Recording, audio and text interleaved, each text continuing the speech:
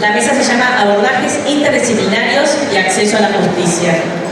El objetivo de la mesa es compartir estrategias para el abordaje interdisciplinario frente a los casos de abuso sexual contra infancias y adolescencias, experiencias y metodologías para garantizar el acceso a la justicia de las víctimas y sobrevivientes. En primer lugar vamos a escuchar a la doctora Paula Japosnik, agente fiscal de la Fiscalía Especializada en Violencia de Género e Intrafamiliar y Asistencias a las Víctimas, Distrito Judicial Sur. Es local, así que vamos a escucharlo. Hola. Bueno, me voy a tomar unos segunditos nada más porque me lo pidió Natalia y me parece oportuno hacer un poco la presentación institucional de la Fiscalía de Género y Violencia Intrafamiliar, porque la verdad es que fue una conquista, entiendo yo, de la comunidad, a la que por ahí el Poder Judicial supo responder oportunamente, y bueno, y yo la verdad que me siento muy orgullosa primero y preocupada porque es realmente un desafío muy importante. Estamos en este momento trabajando en un protocolo de actuación, consensuando algunas cuestiones y la verdad que dándole formato a los temas que desde la Fiscalía abordamos, que en líneas generales son, digamos, la violencia hacia las mujeres, niños, niñas, adolescentes y personas de la disidencia sexual, en todo lo que tiene que ver con delitos, pero procurando también hacer un abordaje que contemple la faz proteccional. Un intento de reproducir de alguna forma el fuero único que existe en otras jurisdicciones. En este caso, bueno, voy a ser quizás no sé si tan entretenida. Agradezco a la persona que expuso antes que nos permitió ver qué profesiones había en el auditorio. Así que voy a intentar no ser confusa, ser clara, ¿no? en un tema que por ahí entiendo que moviliza bastante, porque hay como algunas cuestiones instaladas un poco en los medios y en la comunidad en general, así que ahí voy. Fundamentalmente, para llegar un poco al final de mi exposición, siento que hay que explicar qué es esta cuestión de la prescripción. Voy a, por favor, me hace algún gesto, incluso el doctor Rosansky, que es colega, si estoy muy complicada en la explicación, porque la idea es que nos vayamos como más tranquilos, más tranquilas, que algo estamos comprendiendo, como me pasó a mí con la mayoría de los expositores. La idea es conocer que, bueno, un poco esta idea de la prescripción tiene que ver con la premisa de que los plazos empiezan a correr, ¿no es cierto?, a partir de la comisión de un delito, y hay que procurar, porque en definitiva la prescripción es un mensaje para el Poder Judicial, que la investigación avance hacia una condena en un plazo razonable, ¿no es cierto?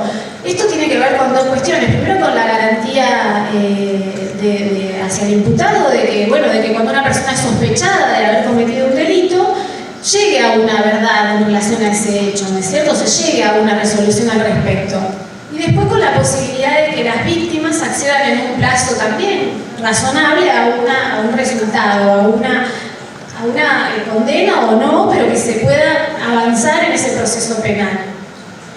Obviamente esto entra en tensión muchas veces con, vamos a ver que a poco de avanzar, ¿no?, en la cuestión puntualmente del abuso sexual, no es particularmente fácil, ¿no?, cuándo es el momento para dar inicio, o para hacer una denuncia, o para develar, como dicen los profesionales y las profesionales de otros campos, el momento en el que uno decide hacer una denuncia de abuso sexual, ¿no? Y esto tiene que ver con las particularidades del hecho.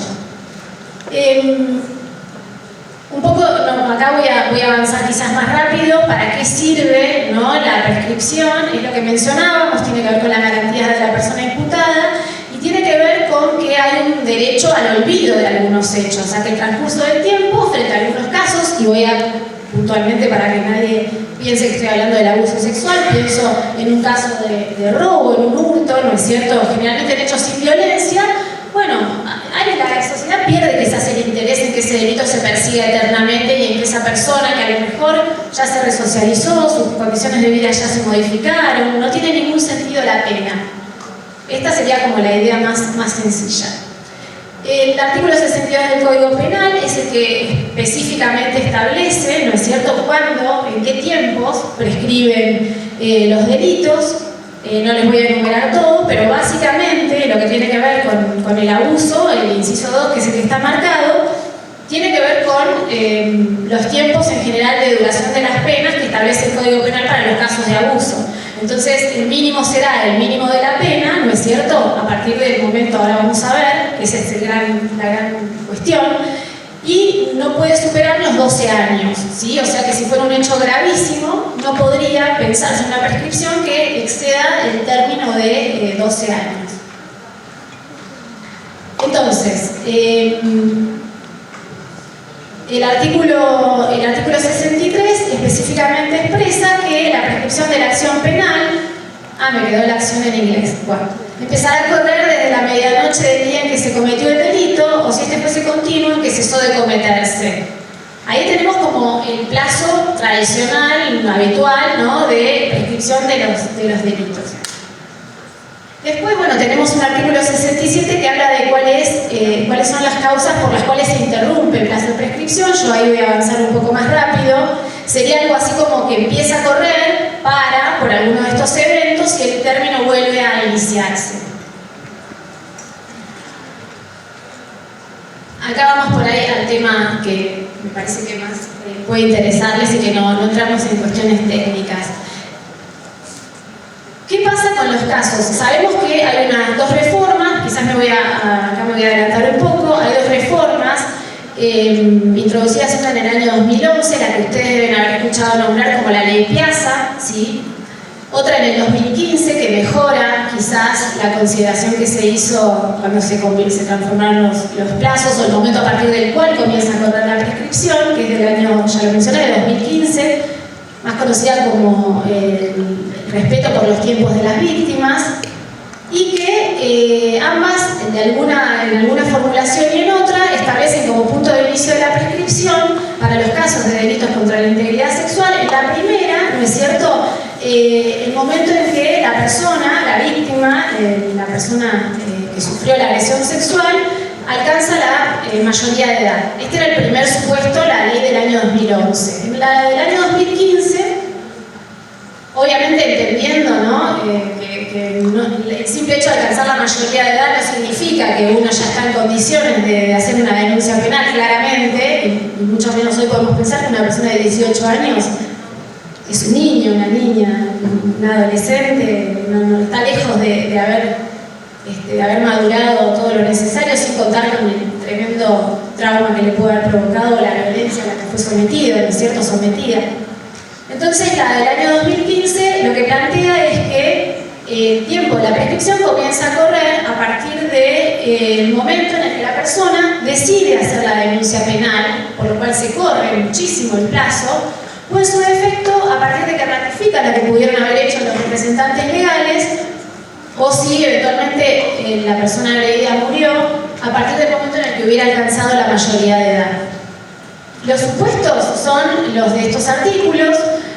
Les digo muy rápidamente, estamos hablando de los abusos agravados, la corrupción, la trata incorpora la reforma, no creo que se me escape ningún otro supuesto. No se los voy a enumerar a todos, pero la gran mayoría de los delitos contra la libertad sexual, sumados también a la trata y a la prostitución, que no estaban contemplados. Los fundamentos son sumamente importantes, obviamente que son el aporte de la interdisciplina, porque la contemplación acá de lo que se puede conocer y lo que podemos acceder a partir de los aportes de la psicología, de la psicopedagogía, de la antropología, de lo que tiene que ver con todo el campo de conocimiento en materia de abuso, es lo que le dio fundamento a estas reformas, pero siempre nos encontramos con el dilema de qué pasa con aquellos hechos, ¿no es cierto?, ocurridos con anterioridad a la entrada en vigencia de estas leyes. ¿Por qué? Y porque de alguna forma se entra en tensión con este principio, digamos, constitucional o con esta garantía procesal de no poder aplicarle a una persona que comete un delito una ley, ¿no es cierto?, sancionada o que entra en vigencia con posterioridad al hecho que cometió. Si es complejo, por favor, que alguien me haga así, me diga no se entiende nada, porque nos cuesta a todos entender esta cuestión del tiempo, ¿no?, frente a estas cuestiones tan atroces. Pero bueno, en definitiva la idea es que hay una garantía procesal penal que significa que nadie puede ser penado o que nadie puede ser castigado fundándose en una ley posterior al hecho por el cual se lo está investigando. Esto es un tema central. Ahora, la realidad es que nos enfrentamos con un tipo de delitos que tranquilamente pueden develarse 10, 15, 20 años después de la ocurrencia de los hechos. Y esto ha traído múltiples interpretaciones, ¿no es cierto?, que me parece que son sumamente ricas porque ponen en diálogo el campo del derecho, el campo de la psicología, el campo de la antropología, porque de alguna manera queda como una sensación de que no hay justicia, ¿no? Yo creo que esto es genuino y nos pasa a todos.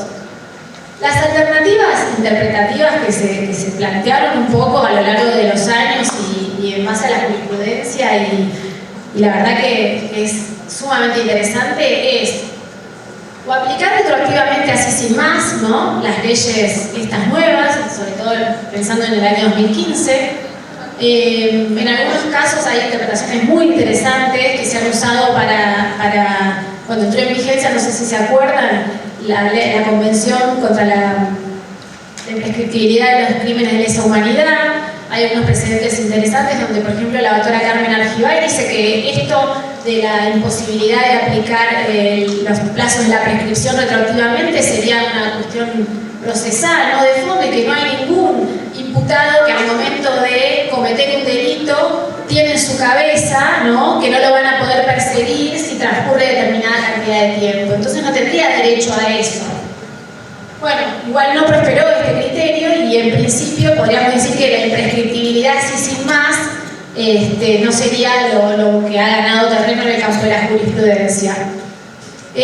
Algunos otros precedentes plantean que los crímenes contra niños, niñas y adolescentes son delitos de lesa humanidad y que entonces entrarían dentro del campo de los delitos imprescriptibles. A mí me encantaría extenderme en este análisis, pero me parece que no me va a dar el tiempo en lo que tiene que ver con delitos, o por lo menos con criterios que se han tomado en la Corte Interamericana, donde se plantea que en casos graves podría, ¿no?, aplicarse o interpretarse esta imprescriptibilidad, pero también vamos a encontrar con que hay una marchas y contramarchas en este tema. Y además claramente no estaríamos dentro de los ejemplos que la Corte Interamericana da como crímenes de guerra. Pero por suerte, no sé si es la realidad de otros países del continente, pero la Argentina tiene incorporado al derecho constitucional convenciones y tratados internacionales, y creo que esto es un poco la corriente que va como haciendo punta, que tiene que ver con que la Argentina ya había asumido antes de la sanción de esta ley compromisos internacionales, ¿no es cierto? Compromisos internacionales que ustedes han mencionado y que conocen y que los escuchan frecuentemente, tanto lo que tiene que ver con la Convención de los Derechos del Niño como con la Convención para la Erradicación de toda forma de violencia contra la mujer, que son instrumentos anteriores. Acá vamos a ver si soy bien exquisita con los plazos, a ver, con la entrada en vigencia. Bueno, no lo voy a encontrar. Sí, ahí están. Tengo anteojos, pero no creo que sirve para tanto.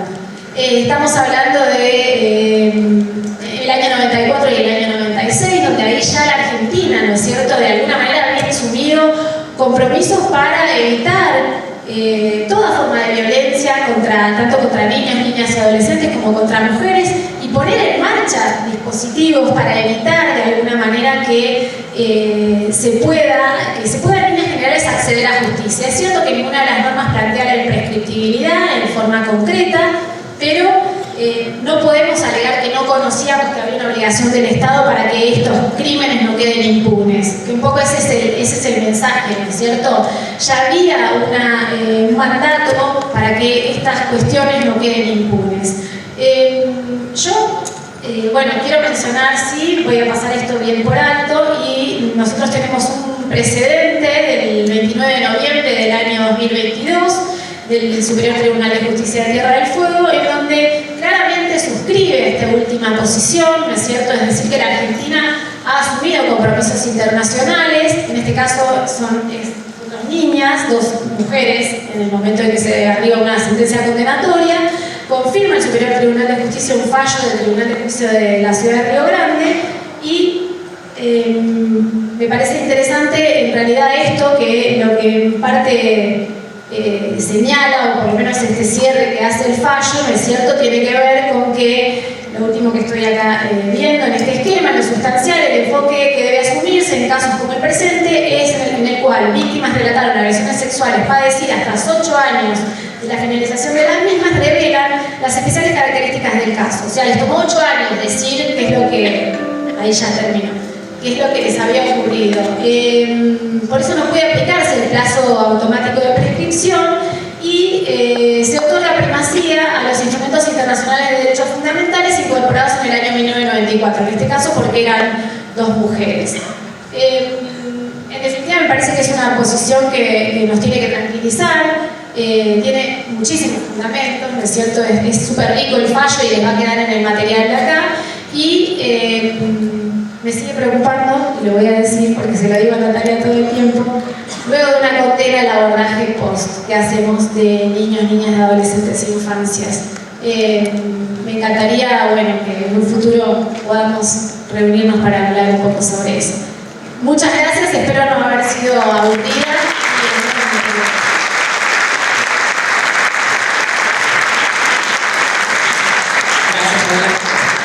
Bueno, ahora es el momento de escuchar a Gabriel Vitale, es juez penal de garantías del Departamento Judicial de Lomas de Zamora, y vos me habías pedido, Gabriel, que diga que también es profesor de la Universidad de La Plata, ¿no? Nacional de La Plata. Sí, profesor titular de la Facultad de Trabajo Social de la Cátedra de Infancia, Familia y Cuestión Penal. Bueno, gracias. Bueno, buenas tardes. Primero el agradecimiento para Victoria, Natalia, todo el equipo que nos permite realmente haber llegado, y con una logística muy minuciosa, tener la posibilidad de estar en cada detalle, así que gracias. Espero que luego de esto podamos conseguir la sanción de ese proyecto de ley sobre víctimas de violencia, niños, niñas en Tierra del Fuego, con toda la movilización que tuvo justamente este Congreso. A mí me gustaría hablar de qué es la corresponsabilidad, ni más ni menos.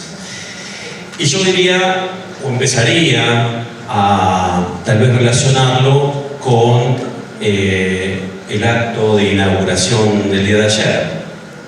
Ustedes vieron a los máximos responsables del Poder Judicial de Tierra del Fuego. Ustedes vieron a ministros, vieron a legisladores y legisladoras.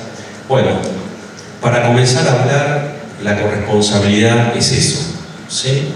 Donde el Poder Ejecutivo, el Poder Legislativo y el Poder Judicial empiezan a trabajar en conjunto y no en compartimentos estancos. Ahora, lo cierto es que el poder que se ha tenido sobre las causas que involucraban a víctimas, niños, niñas y adolescentes en esta clase de delitos, estaba dentro del Poder Judicial, tanto en el fuero penal como en el fuero de familia.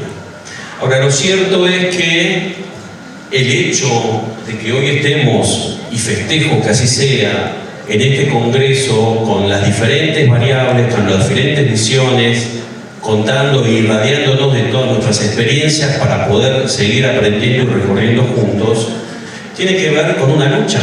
El panel anterior algo habló de esto, digamos, y tiene que ver con la lucha de organizaciones sociales, de movimientos de derechos humanos, de organismos de niñez y de la academia, que justamente plantearon una pregunta muy concreta. Los jueces, fiscales, defensores, ¿están preparados para escuchar las particularidades de niños, niñas y adolescentes víctimas de abuso sexual? Yo podría decir 1, 2, 3 y la respuesta sería al inicio no que no.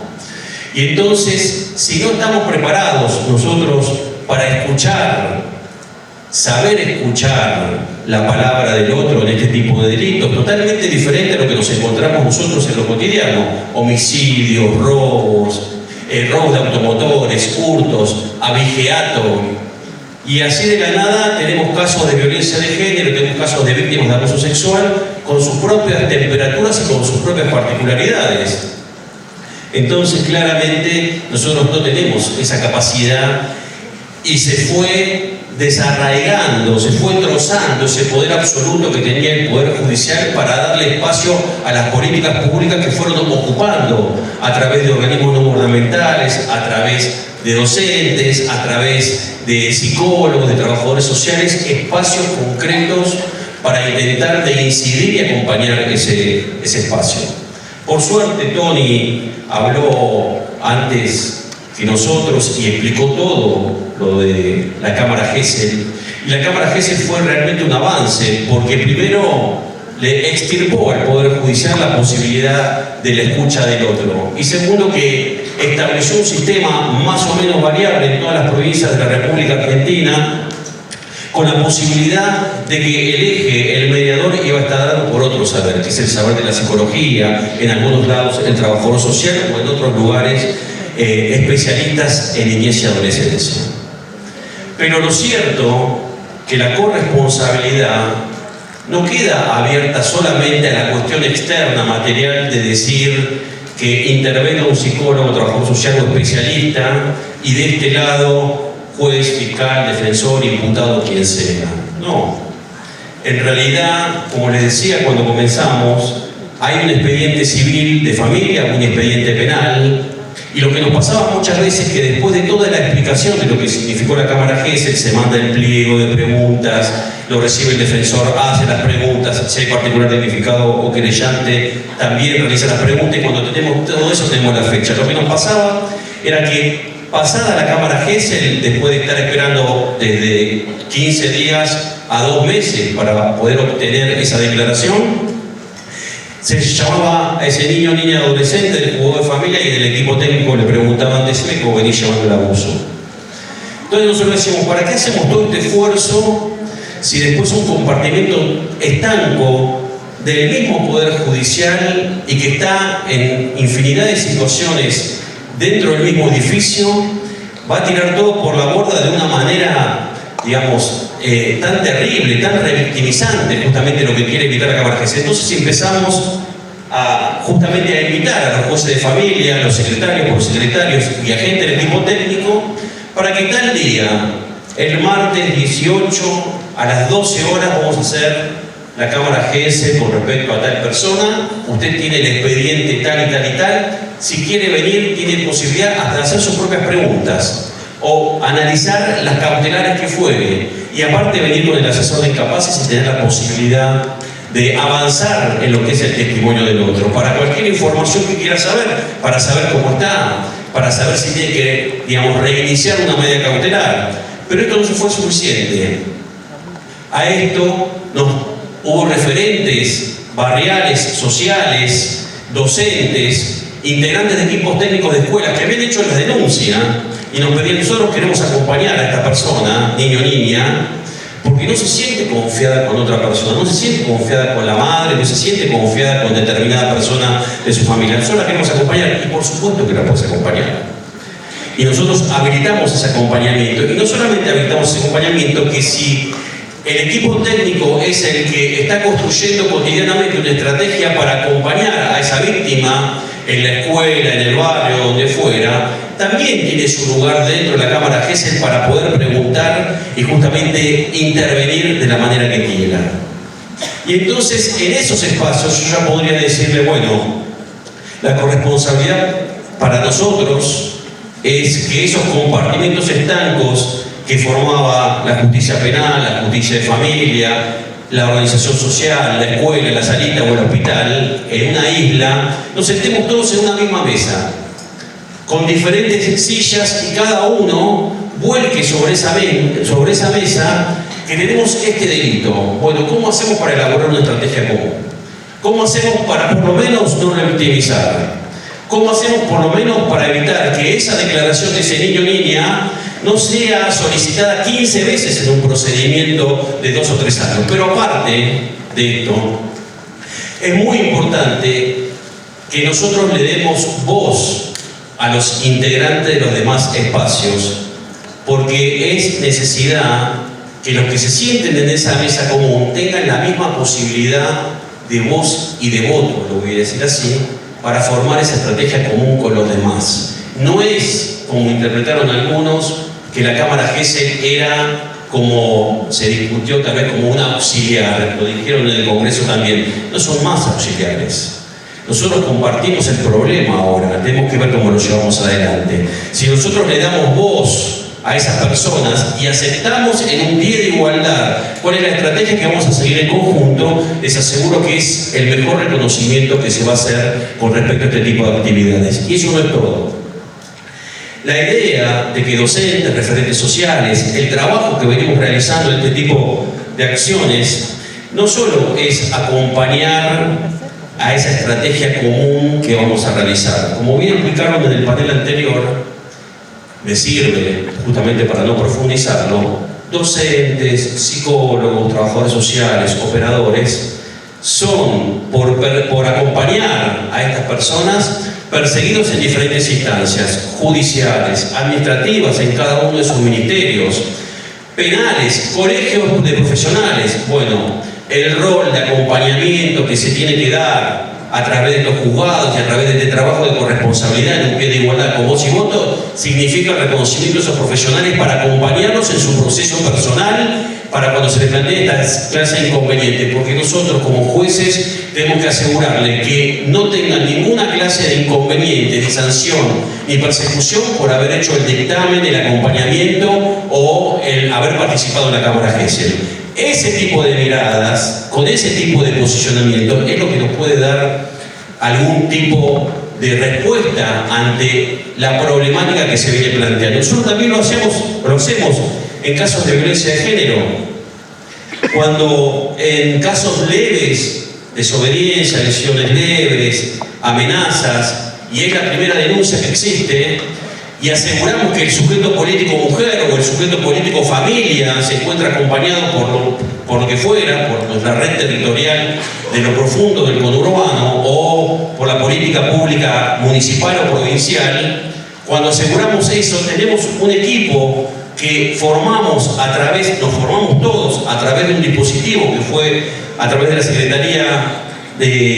Subsecretaría de Nación de Derechos Humanos, en donde trabajamos con las masculinidades de algunos casos, de algunos delitos. Y en ese espacio, en esa misma mesa de corresponsabilidad, nosotros aplicamos el criterio jurídico, desobediencia, que pase a la psicóloga o al trabajador social para ver si les parece apto para el conversatorio. Y la psicóloga o el trabajador social, digo, que son psicólogos y trabajador social, muchas veces los rebotan, digamos, ¿no? Por determinadas características.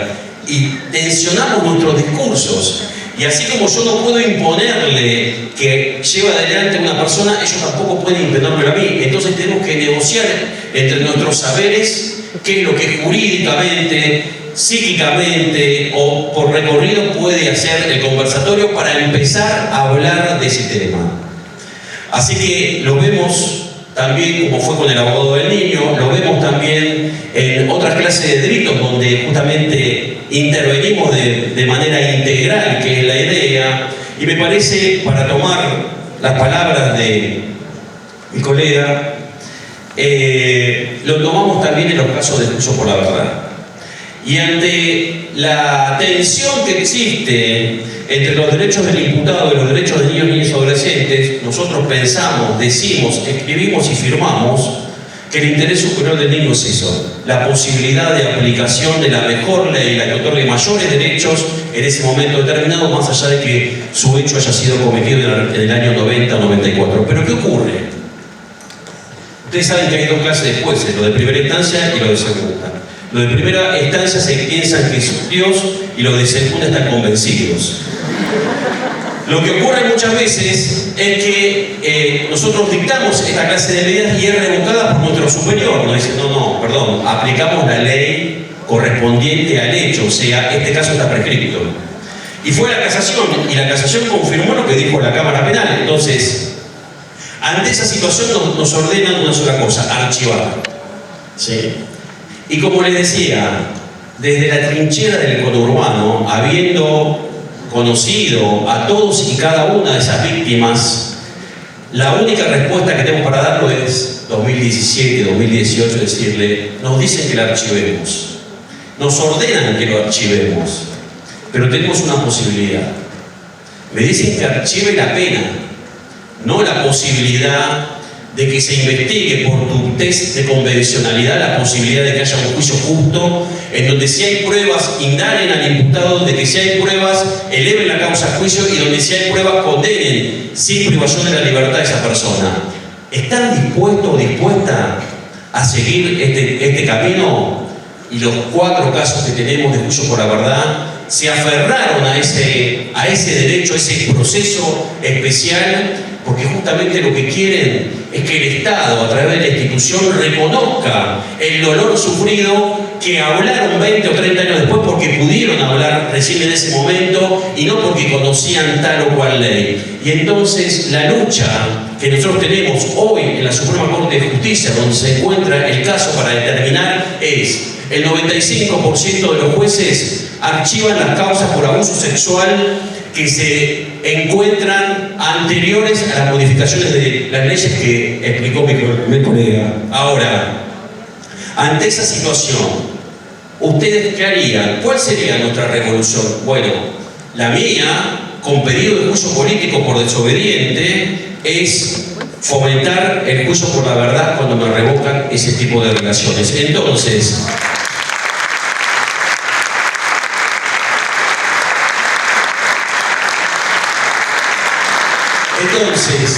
ese tipo de acompañamiento en la prueba ya no va a ser acompañado por una cámara Gesell, porque la persona tiene 30, 40, 50 años.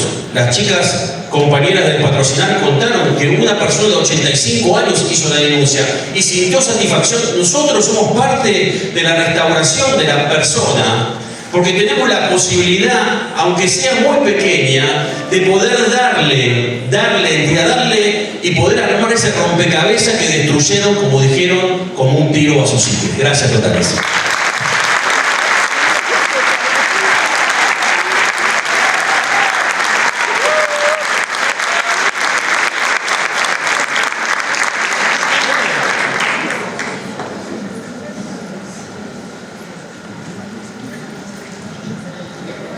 Bueno, gracias Gabriel. Ahora me toca presentar a alguien con mucha experiencia, con mucho recorrido, de la cual voy a decir poco, pero bueno, si quieren hay un montón de libros que ella escribió y comparte todas sus experiencias ahí. Ella es la doctora Irene Intevi, médica infanto-juvenil y psicóloga clínica. Bueno, buenas tardes a todas, todos.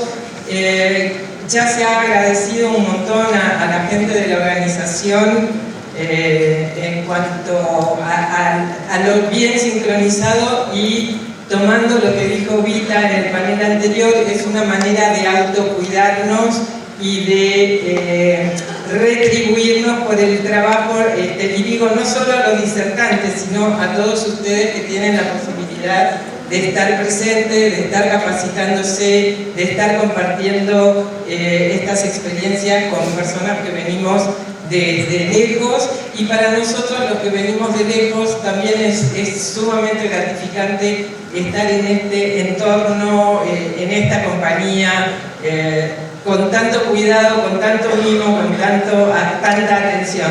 Así que nuevamente, aunque sea unos segundos, no me contaron, no me los están contando, les agradecemos, creo que en nombre mío, a todos los que hicieron posible este evento, todas y todos, y hay muchas todas, hay muchas mujeres que han estado acá trabajando duramente.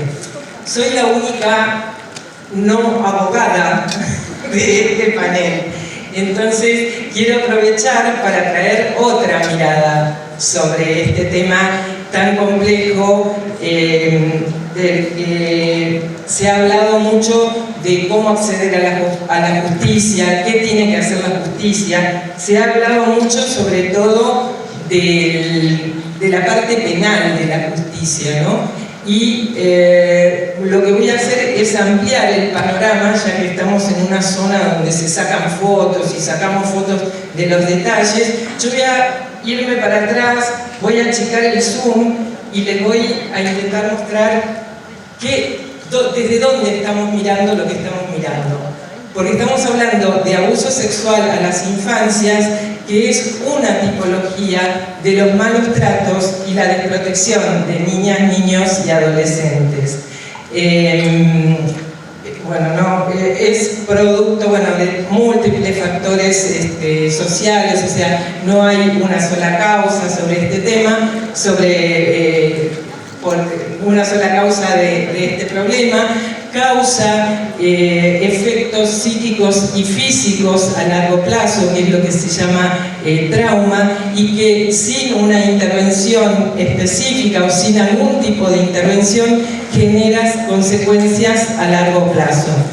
Y cuando yo hablo de intervención en esta presentación, de lo que estoy hablando es de algo más que las psicoterapias. Estoy hablando de distintos componentes de intervención, dentro de los cuales está la intervención judicial. Pero no es ni exclusivamente la psicoterapia, ni exclusivamente la intervención legal. Dejan consecuencias en el desarrollo emocional de las víctimas que se llegan a volver irreversibles cuando esto transcurre de manera crónica sin intervención. Y está esto que se ha mencionado de hombres y mujeres de más de 40, 50, 60 años que al momento de comunicar la violencia que han padecido, pareciera que lo están viviendo como si hubiera ocurrido en el día de ayer. Y la pregunta es, ¿qué es lo que pasa? ¿Qué es lo que queda? ¿Qué es lo que no se hizo? ¿Qué es lo que se puede hacer? Constituyen un fenómeno complejo que necesita de intervenciones interdisciplinarias e interinstitucionales. Yo siempre digo que interdisciplinaria e interinstitucional pueden ser palabras que sean políticamente correctas, pero en este contexto, en el contexto de la violencia, no solo son políticamente correctas, sino que no hay otra manera de trabajar, es la única manera de trabajar, con todas las dificultades que esto implica, porque no es solo el compartir, una mirada o un tiempo con otros profesionales que están trabajando con la misma familia o con la misma nena, nene o con el mismo adolescente, sino que es tolerar las diferencias y ver qué se hacen con esas diferencias a la hora de, nuevamente, esta palabra, la intervención. En la mayoría de los países occidentales y de la región hay obligatoriedad de notificación u obligatoriedad de denuncia de hechos de malos tratos y de violencia, y lo que no queda a veces suficientemente claro es que la persona que notifica, la persona que denuncia, no está obligada a aportar pruebas, sino que lo que notifica es precisamente una sospecha. Y ahí se abre la puerta a uno de los primeros problemas, que es si se notifica, cada país tiene sus organismos y sus equipos a quienes notificar. Es importante que la comunidad, la población en general, esté al tanto de ante quién hay que notificar, y ese organismo que recibe las notificaciones, las denuncias, tendría que contar con un equipo técnico que pudiera hacer la diferencia, si esa notificación tiene fundamento o no, porque a partir de esa primera diferenciación se va a abrir la puerta a lo que se llama sistema de protección infantil, que también varía en cada uno de los países. Por ahí cuando mandé los datos para la presentación, no comenté esta cuestión de haber tenido la oportunidad de conocer distintos sistemas de protección de niñeces y de haber visto cómo se organizan, qué se prioriza, cómo se tiene en cuenta esta cuestión de la denuncia, qué equipos intervienen, y más allá de los nombres que tengan los equipos, más allá de qué ministerio o de qué sector dependen, lo importante es que haya un organismo que se dedique a abrir la entrada al sistema, a recibir la denuncia y a abrir la puerta del sistema de protección. Y decía, acá se presenta la primera dificultad porque tanto ayer como hoy hemos hablado de cómo tomar entrevistas, qué hacer con las notificaciones, qué indicadores mirar, pero lo que no nos preguntamos es en qué momento se hace eso. ¿En qué momento se hace apenas hay una denuncia? ¿Quién lo hace? Lo hace directamente el cuerpo médico forense, pero para eso tiene que haber una denuncia a la justicia, y si hay una denuncia en la justicia ya estamos judicializando la sospecha desde el día 1. ¿Es conveniente? ¿No es conveniente? Digamos que les voy a dejar por ahí más preguntas que respuestas, porque cada país, cada región tiene que ir contestando estas respuestas, estas preguntas en función de los recursos que haya en el lugar donde se está trabajando, a partir también de las necesidades que se tengan en esta región. Para agregar un componente más, que es el componente del que no hablamos, les decía, abuso sexual infantil es o en las infancias es una de las tipologías de los malos tratos y de la desprotección, que a su vez es una parte o es otro aspecto de la violencia intrafamiliar, en donde también entonces lo tenemos conectado con lo que es la violencia de género, y es otra área de intersección y otros equipos con los que tenemos que trabajar, y que en general también hay una fragmentación, hay una tendencia a que los equipos que trabajan con violencia de género lo hacen por su lado, los que trabajamos con niños lo hacemos por nuestro lado, y raramente se produce este encuentro o esta intersección en el objeto de estudio, digamos, en el objeto de trabajo.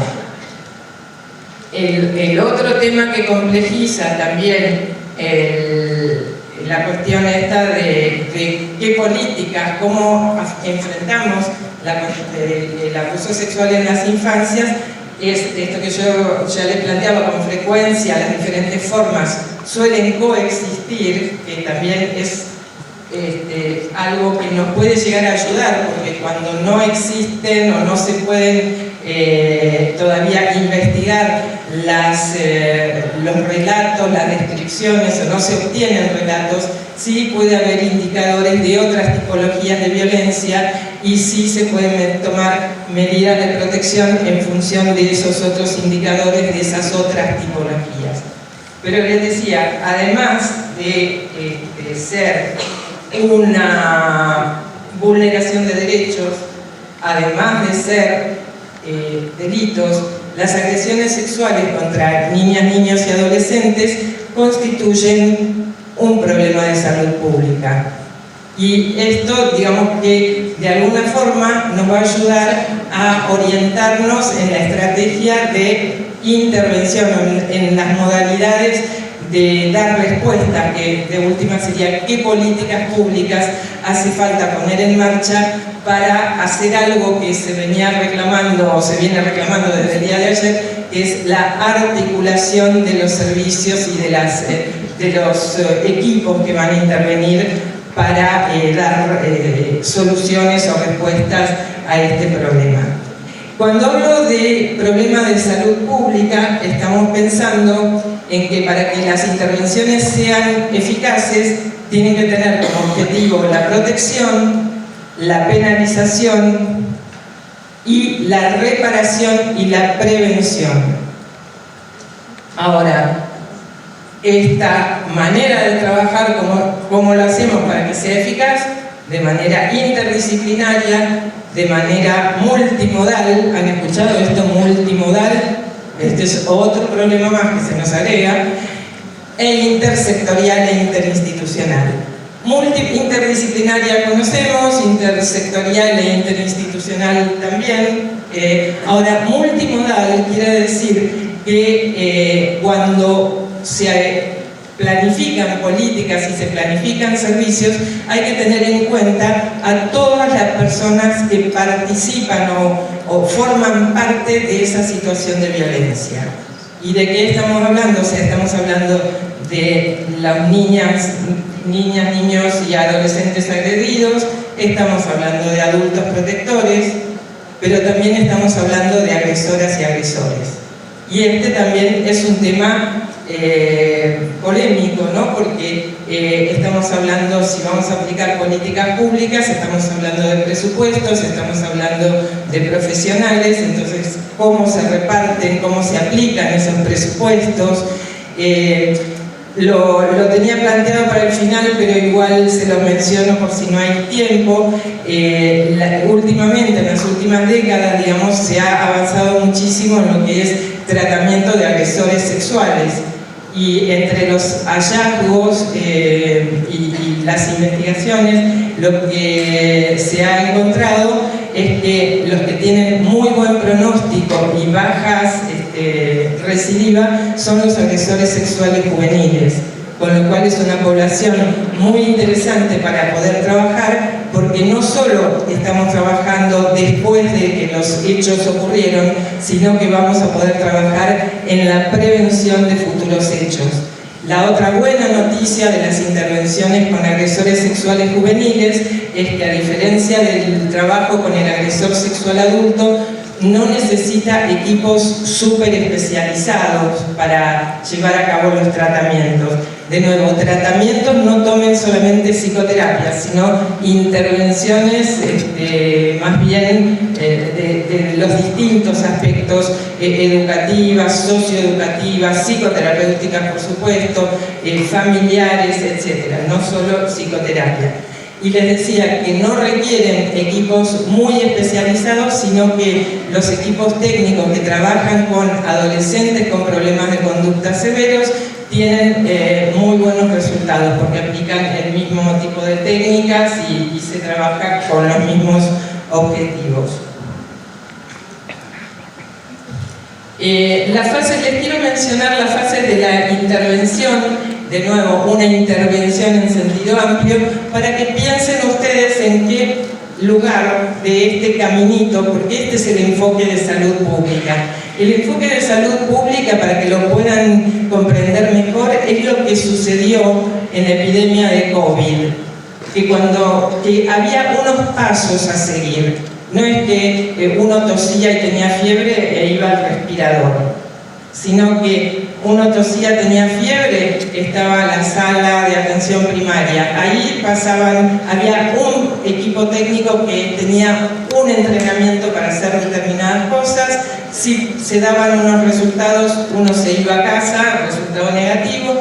Si daba positivo, también podía irse a casa con determinados cuidados, o si era más grave, pasaba a un nivel de mayor complejidad. El que pasaba al nivel de, digamos, segundo nivel de complejidad, podía suceder que con la intervención funcionara lo más bien, o podía ser que por las razones que fuera tuviera que pasar a un nivel de mayor complejidad, respirador, terapia intensiva y todo esto. Entonces, el enfoque de salud pública tiene que ver con esto, de crear unos caminos, una manera de abordar el sistema que tenga distintos niveles de complejidad.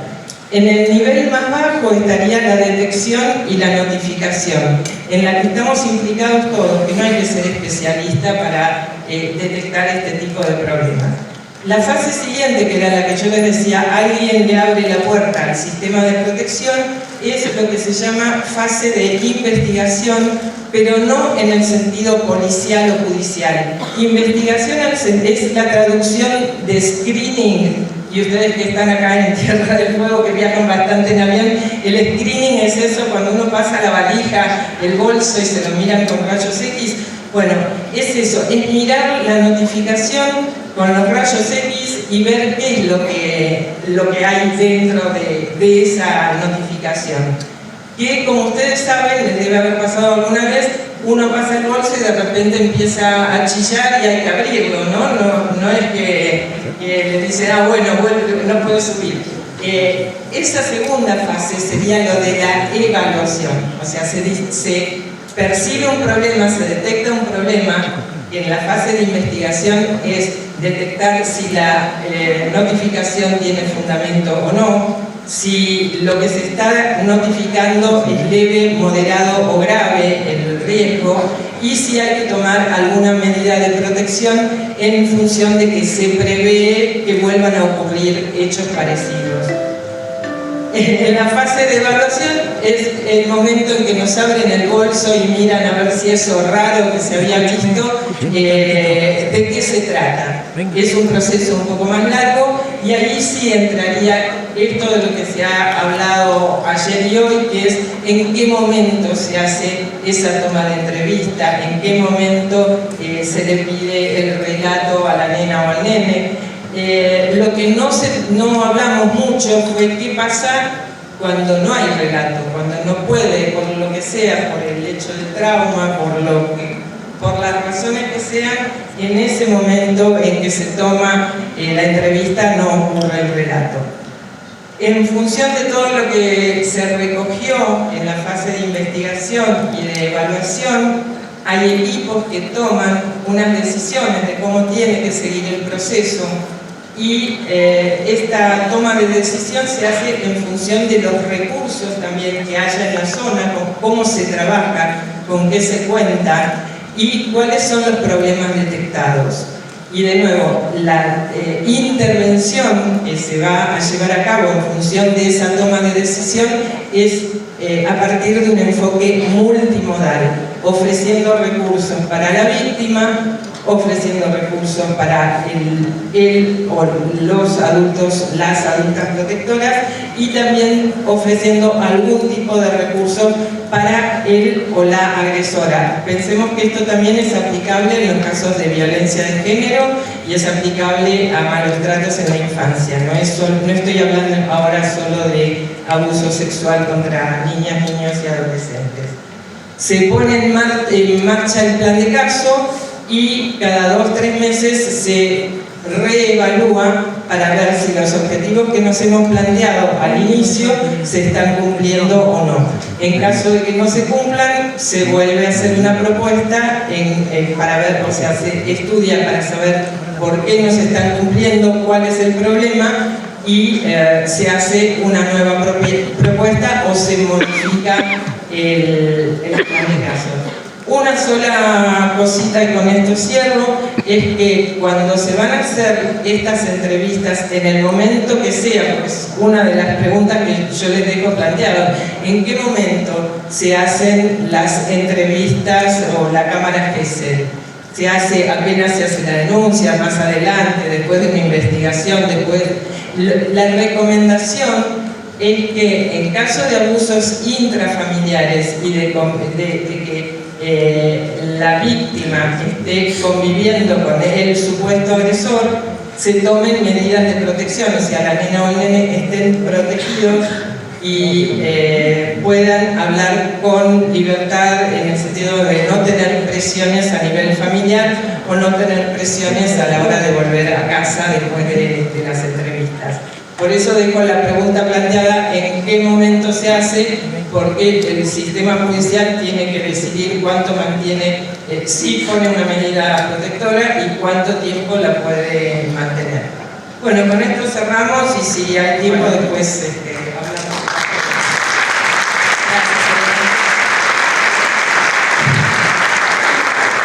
Falta poco, así que por favor sigan ahí, que lo que viene también es muy interesante. Bueno, ahora le voy a dar la bienvenida a Ninoska Durán Burgoa. Ella la importamos, viene de Bolivia, así que un honor que estés acá, Ninoska. Ella es consultora técnica para diferentes agencias de cooperación del Sistema de Naciones Unidas y organismos no gubernamentales internacionales. Muchísimas gracias, Natalia. Buenas tardes a todas, todos y todes. A quienes me acompañan hoy en el panel, buenas tardes, un gusto poder estar. Como decía Natalia, yo soy boliviana y vengo de una generación que se ha atrevido a hacer quizás mucho más. Somos hijas, hijos de padres, madres que han estado en el exilio, que han sido asesinados, que han estado desaparecidos por las dictaduras militares en el contexto de América Latina. Y esto de alguna manera ha hecho que nosotros, como mi generación, podamos ver que la lucha por esencia es colectiva y que solos y solas no valemos nada. Y entonces esto me lleva a pensar, y en algún momento lo hablamos con Natalia, en la primera persona, la primera palabra que te enseña la nación aymara, que es el Hiwasa, que no es el yo, es el nosotros. Y creo yo profundamente que ese Hiwasa es el que nos ha traído hoy a esta comunidad tan importante en la que estamos militando como un movimiento, me animaría a decir regional, porque hay voces de compañeras y compañeros que vienen fuera de la República Argentina. Así que para mí es un honor realmente y un privilegio poder estar hoy en Ushuaia. Bien, creo y también me parece muy importante, y yo le decía a Bernardo, mi compañero en México, que el plantear esta ponencia ha sido un desafío muy grande. Escuchar todo el día ayer intervenciones profundas, hoy día las intervenciones comunitarias que vienen de aprendizajes y de diálogos horizontales e intergeneracionales que se están realizando, pues me parece que tiene que desafiarnos aún más. Entonces, como diría Silvio Rodríguez, de alguna manera hay que hablar de lo imposible, porque de lo posible se sabe necesario, se sabe ya por demás de lo necesario. Entonces, de alguna manera, hablar para mí desde la profundización y la consolidación del Estado plurinacional de Bolivia, desde el que yo vengo, es también reformular ciertos paradigmas en cuanto al acceso a la justicia. Y ahora vamos a intentar hacerlo con este aparatito. Y para contextualizar, Bolivia en población es bastante chiquito todavía, somos algo más de 10 millones, pero lo importante para destacar es que el 40.38%, vale decir, de cada 10 bolivianos y bolivianas, 4 son niños, niñas y adolescentes. Somos una población bastante joven. De esta población, el 34% habita en las áreas rurales y el 66% se encuentran en el área urbana. Y para nosotros es muy importante mirar estos datos, porque de alguna manera conforman esta Bolivia plurinacional que con tanto esfuerzo y posterior a un pacto constituyente el año 2009 hemos empezado a construir. Bolivia es un estado plurinacional, conviven 36 naciones indígenas originarias campesinas reconocidas por un mandato constitucional, con identidades lingüísticas, somos plurilingües, es intercultural, pero además, y este va a ser un tema en el cual me voy a detener en esta ponencia, con pluralismo jurídico. Bolivia ha reconocido la justicia ordinaria, pero también la justicia que viene de las autonomías indígenas originarias campesinas. Y esto me parece maravilloso. Discúlpame que a veces me sienta tan orgulloso, pero creo que en la medida de que hemos constitucionalizado estos mandatos, es la medida también que tenemos el desafío para seguir profundizando nuestra plurinacionalidad. Entonces, de alguna manera, estas 36 naciones reconocidas desde sus lenguas, desde sus autoridades indígenas originarias campesinas, también ha determinado una composición plural en un Estado unitario, pero también un Estado laico, donde convive la libertad de culto, pero también las cosmovisiones indígenas, andinas y amazónicas que se encuentran en nuestro Estado plurinacional. Algo que me parece maravilloso es que hemos constitucionalizado también el símbolo de resistencia de nuestros pueblos que habitan los territorios de la Yayala, que es la Huipala. 49 cuadros geométricamente iguales que básicamente simbolizan la resistencia de nuestros pueblos indígenas. Hemos constitucionalizado también, aparte de principios doctrinales, de la supraprotección, del interés superior del niño, hemos constitucionalizado principios éticos, morales, que ahora son parte de nuestro texto constitucional. Solo voy a mencionar algunos, por ejemplo, el amaquilla, el amayuya, el amazúa, no seas flojo, no seas mentiroso, no seas ladrón. El suma cañmaña, que es este horizonte del vivir bien, no vivir mejor, sino vivir bien. El ñandereco, que es la vida armoniosa, la vida nueva, la tierra sin mal, que es el ibimarey, y el capascañán, que es el camino o la vida noble. Pero ¿qué pasa? Y aquí me quiero detener en una autocrítica que para mí es un escenario realmente importante. Y les voy a contar algo muy chiquitito porque vamos peleando contra el tiempo. Y tiene que ver con una experiencia que desde la Dirección General de la Niñez, de la cual yo fui parte como directora en el gobierno del presidente Evo Morales, acompañamos con la más alta institucionalidad de justicia. Me refiero al ministro de Justicia, me refiero al presidente del Tribunal Constitucional, al presidente del Consejo de la Magistratura, una intervención in situ en juzgados públicos de la niñez y adolescencia, la jurisdicción especializada, para ver qué estaba pasando con las niñas, niños y adolescentes sin cuidado parental. Y aquí definitivamente nos damos cuenta que las leyes por sí solas no cambian la vida de la gente. Que efectivamente podemos tener una inversión pública que vaya siendo progresiva en todo el sistema de protección, pero que todavía tenemos una justicia patriarcal, adultocéntrica, racista, clasista, básicamente colonizada, que no le responde a la vida de las niñas, niños y adolescentes. Y esto para nosotros fue muy frustrante, porque desde el órgano ejecutivo queríamos ver cuánto realmente habíamos trabajado en la profundización de las leyes especiales producto de un proceso constituyente. Y nos encontramos con un caso que realmente nos dolió, pero en lo más íntimo de nuestros corazones. Y fue un caso de un niño de 12 años, al cual en la recolección de los documentos, de los expedientes judiciales, no lo encontramos.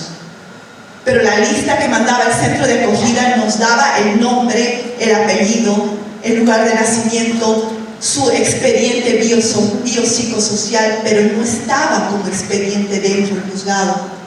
Este niño había sido remitido de un departamento a otro, el expediente había sido remitido, pero el niño se encontraba todavía en el lugar de residencia. Así, mirando los antecedentes, verificamos que su familia de origen lo estaba buscando, pero no lo buscaba en el lugar donde había sido trasladado, sino en su lugar de origen. Entonces nos encontramos ante un sistema de justicia que generaba orfandad de padres, madres y de familia viva. Entonces esta es una autocrítica importante, porque hemos construido el CIPROINA, el Sistema Plurinacional de Protección Integral a la Niña, Niño, Adolescente, contenido en la Ley 548, que es producto del proceso post-constituyente. Ha incorporado enfoques como el ciclo de vida, podemos hablar de la primera infancia como un sistema diferenciado, hablamos justamente de la interseccionalidad, de la interculturalidad. Todo está perfectamente armonizado dentro de esta lógica formal que responde a estándares internacionales, pero la realidad nos decía otras cosas. Entonces, para no quedarnos en la frustración, y como decía Gramsci, nos conmovimos, nos organizamos, nos instruimos y logramos incorporar elementos y la interseccionalidad como una categoría nueva de análisis.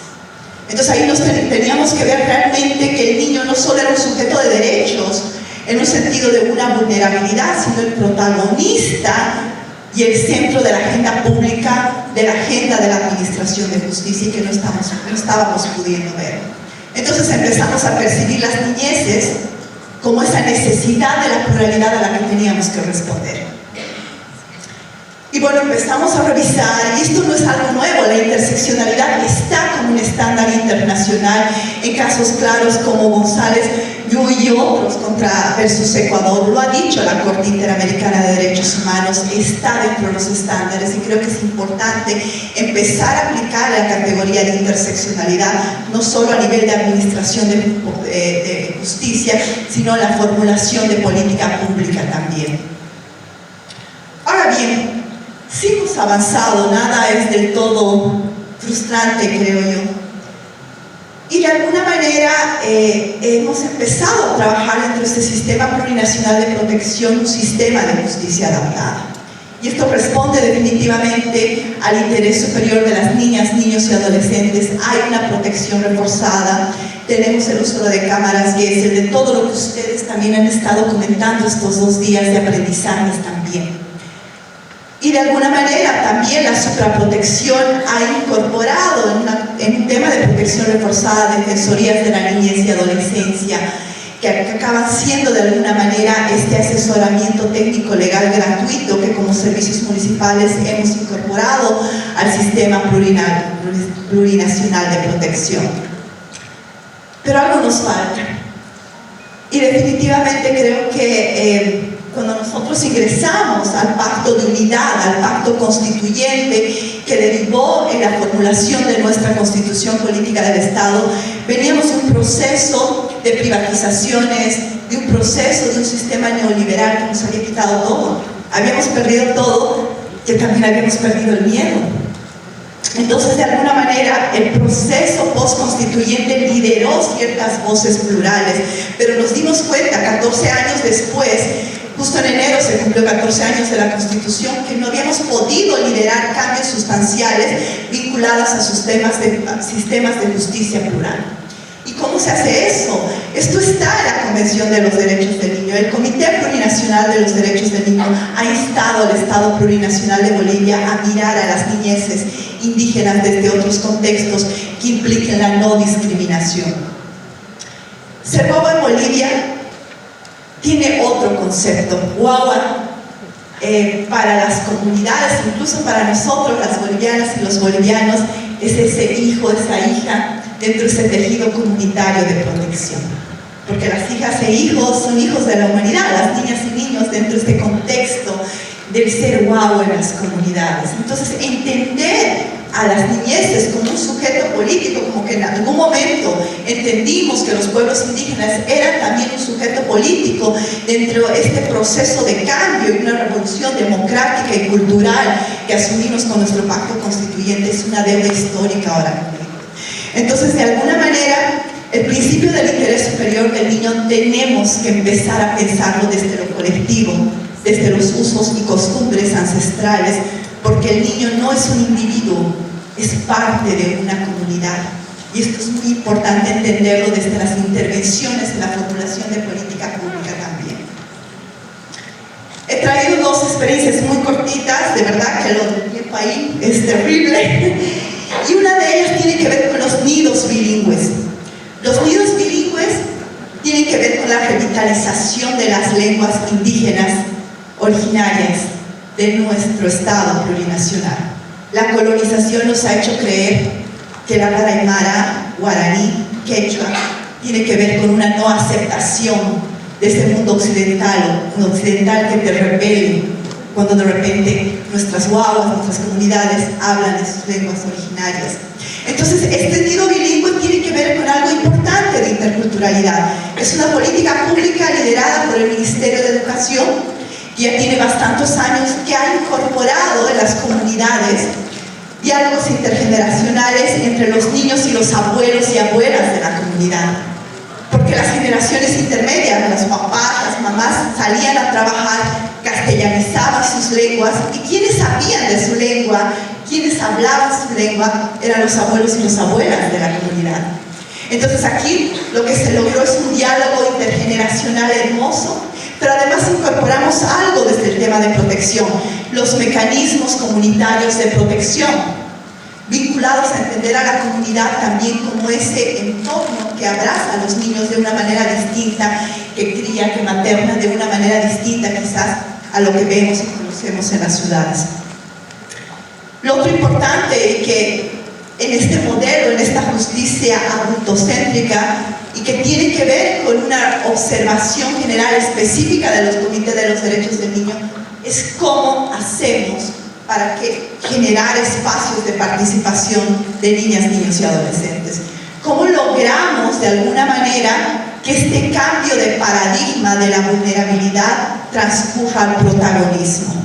Aquí hay una línea jurisprudencial también de la Corte Interamericana de Derechos Humanos, en un caso contra Chile, que nos da las premisas fundamentales. Todo esto lo voy a dejar, por supuesto, y estoy corriendo de verdad, para que ustedes puedan revisarlo con calma, pero parte de trabajar el adultocentrismo como un sistema de dominación que no se habla, porque se habla de despatriarcalizar, se habla de la descolonización, pero no hablamos de este otro sistema de opresión y supresión de derechos que es el adultocentrismo y que está presente en los escenarios judiciales, en los tribunales, en las autoridades de justicia, en quienes deciden la vida de las niñas y niños. Entonces, creo de alguna manera que para nosotros esto es bien importante.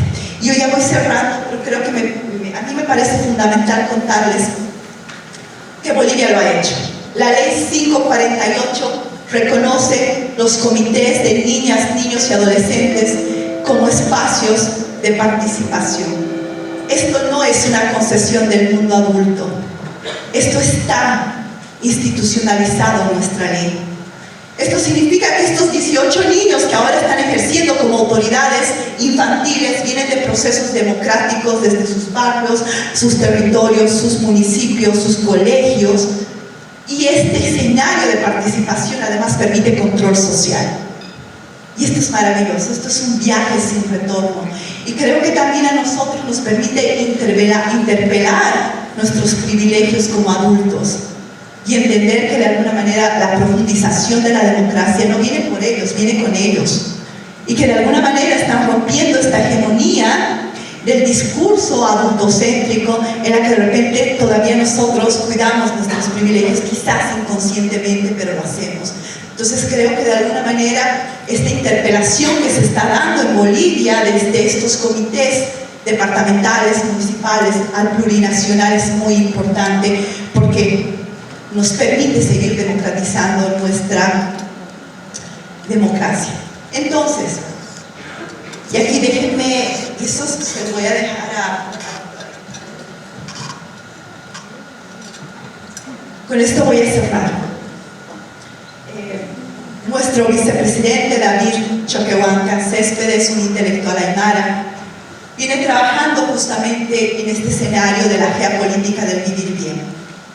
El despertar de los pueblos, el despertar de la conciencia desde los usos y saberes ancestrales de los territorios de la Via Yala. No podemos entender una justicia que no puede diferenciar al sujeto político, al sujeto de protección, si no lo miramos como un igual. Entonces, y esto es muy importante, y quiero cerrar con esto, que la protección integral de las niñas, niños y adolescentes viene con este mandato profundo de la nación aymara, de la nación quechua, que cuando levantamos la huipala como un símbolo de la resistencia lo decimos profundamente. Que todos vayamos juntos, que nadie se quede atrás, que todos tengamos todo y que a nadie le falta nada.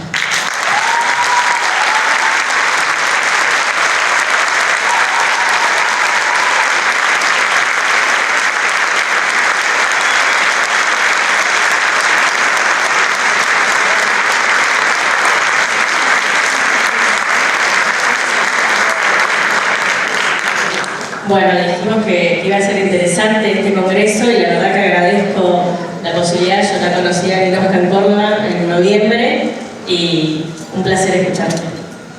Y a todos. Gracias. Y no se vayan, que falta una mesa que está